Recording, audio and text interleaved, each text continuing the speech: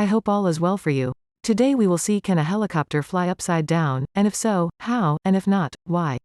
This video is brought to you by the Question Response channel, the channel where you will find the answer to everything.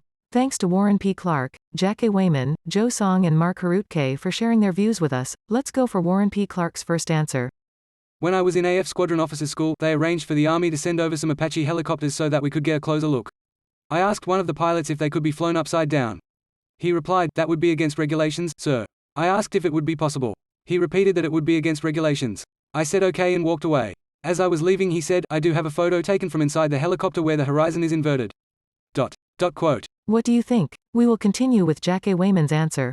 Having minored in philosophy and having flown the Osage, Irqouis, Kiowa, Blackhawk and Apache helicopters in the Army, I would say it depends on your definition of helicopter, fly, and upside down. Bricks can fly in one meaning of the word, but that is not the same as sustained or controlled flight, whether powered or non-powered. Also, to fly upside down is not the same as merely to be upside down. Being upside down during a controlled flight sequence is different than being upside down in an uncontrolled but recoverable, or uncontrolled and unrecoverable flight sequence. Many fixed-wing aircraft are designed to exert lift opposite gravity whether right side up or upside down. But helicopters are not designed or able to sustain inverted flight sequences, whether powered or non-powered. Helicopters are designed to fly suspended from a circular lifting area formed by lifting surfaces that rotates. In powered flight, the lifting surface is driven by the engine. In non-powered, auto-rotation glide, the centrifugal force and momentum of the lifting surface is maintained by air moving up through the system as the aircraft descends. This preserved power can be used to maneuver the aircraft during descent and help control and cushion the landing. Being designed for suspended flight means survivable G-forces are designed to be positive, not negative. However, as one answer succinctly put it, some helicopter systems are able to withstand small amounts of negative G-forces. However, the load on the system must be carefully controlled throughout the flight sequence, from entry to exit to return to normal flight. Otherwise, components not designed to endure those loads will fail and flight will no longer be able to be sustained or controlled. At which point the helicopter will assume the flight characteristics of a brick. The next answer is from Joe Song.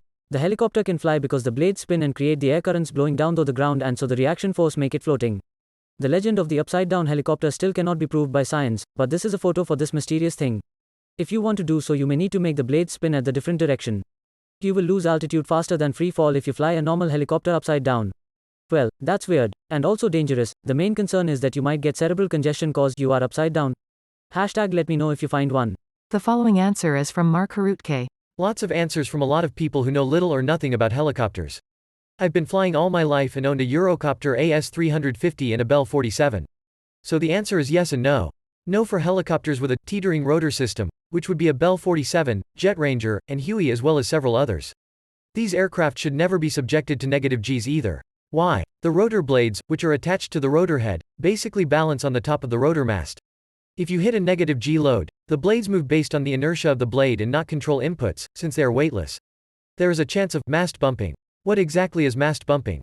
If you bump the mast, you may well damage it, resulting in an immediate failure and the rotor system departs the helicopter and you fall to your death. Or it damages the mast and at some time in the future the mast fails, and you die. Yes, you can do aerobatics and fly inverted in a helicopter with a rigid or semi-rigid rotor head. That would be the AS-350 A Star, Bo 105, Red Bull, A-64 Apache, CH-53, etc. I can say one day we had the A-Star past 90 degrees in a super steep turn and recovered. It's not something I really want to do again. But these helicopters can do loops and rolls. RC helicopters. A different thing. When they go upside down, their blades can pitch upwards unlike real helicopters, and they can really fly and maneuver upside down. Bear in mind RC helicopters are dangerous. When you see someone flying one, stand 10 feet away from them if they are upside down. Moving blades are dangerous and can kill. Think about standing near someone swinging a chainsaw. Lastly, on helicopters, stay away from the tail. Tail rotor blades kill and can hit you enough that you are dead several times over before you can fall to the ground. A single blow to the head from a very slowly swinging main rotor would be like having baseball's greatest batter hit you in the head as hard as he can.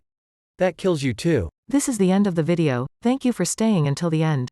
You can now subscribe if you like the video more. Remember to also leave a like, it helps for the referencing on YouTube. We are coming to the end of this video. You can continue the debate on this question in the comments with the community. See you soon.